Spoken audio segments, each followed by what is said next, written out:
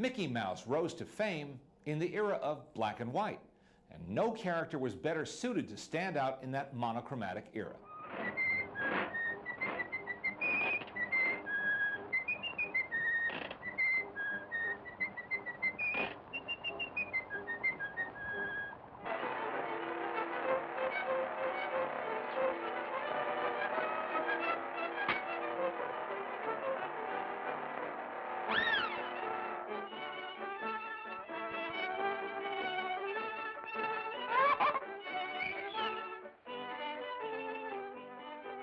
Mickey's fame was immediate and international.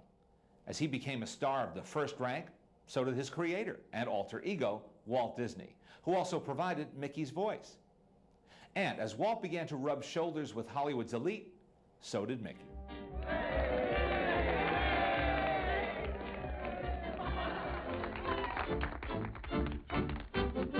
Congratulations, Mr. Mickey Mouse. Congratulations to you. Congratulations, your picture show was fine. It's a hit, and we want to shake your hand. Even after the introduction of color to the Silly Symphony series in 1932, Walt reasoned that Mickey didn't need the extra boost. His cartoons were already enormously popular. But by 1935, Walt decided it was time for his #1 star to make his theatrical debut in Technicolor. And he made sure that Mickey's first color film was really something special.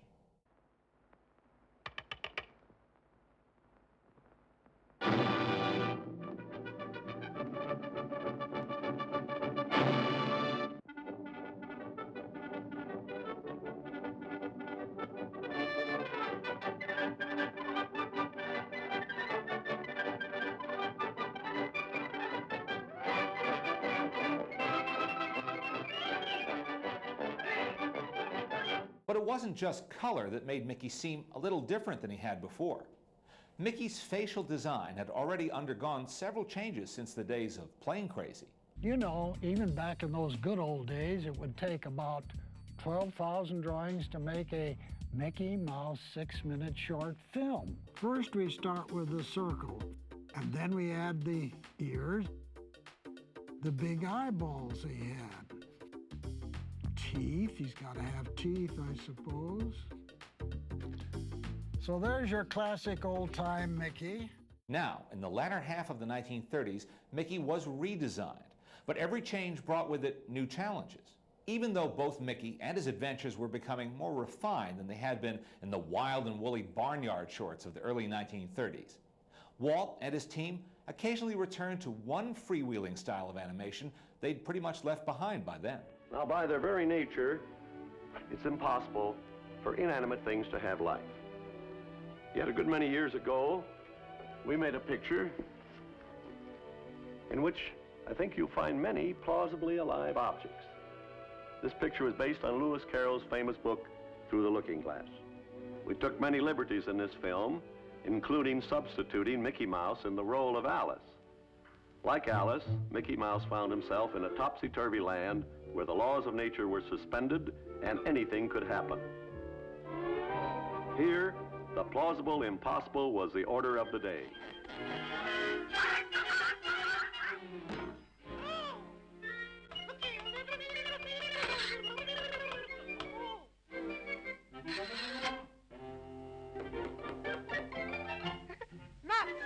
The Disney team was having a harder time coming up with stories for their plucky hero. So, as often as not, Mickey was teamed up with Donald and Goofy in the late 1930s, and they made a most successful trio.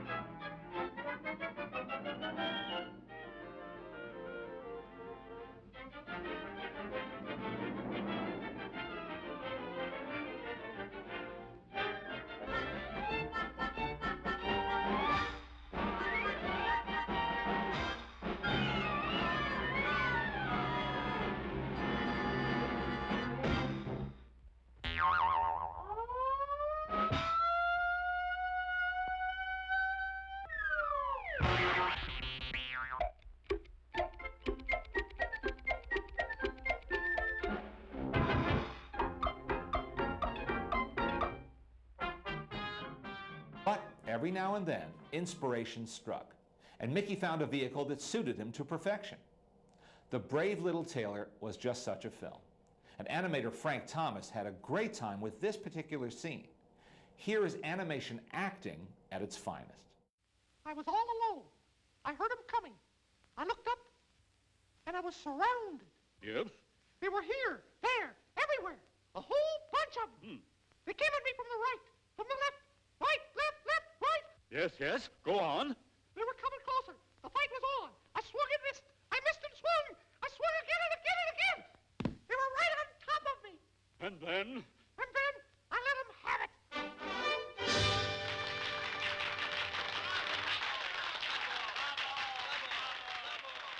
The animators also had fun with their leading mouse. When he encountered a rival, they named him Mortimer, the name Walt had first thought of when the idea for Mickey was hatched.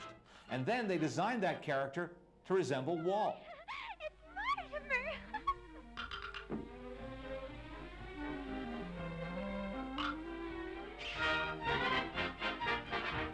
Mickey, I want you to meet Mortimer. He's a perfect scream. Thank you.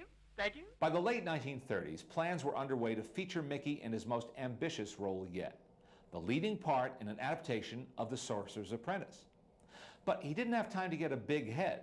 He still had to carry his weight in an ongoing series of short subject releases.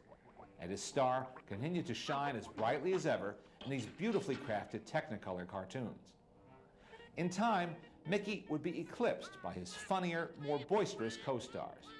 But Walt remained loyal to the character who put him on the map. To him, Mickey would always be more than a corporate symbol. He represented the kind of pluck and ambition that Walt not only admired, but adopted in his life and career. Some say Walt and Mickey were one and the same. During the last few years, we've ventured into a lot of different fields, and we've had the opportunity to meet and work with a lot of wonderful people. I only hope that we never lose sight of one thing, that it was all started by a mouse.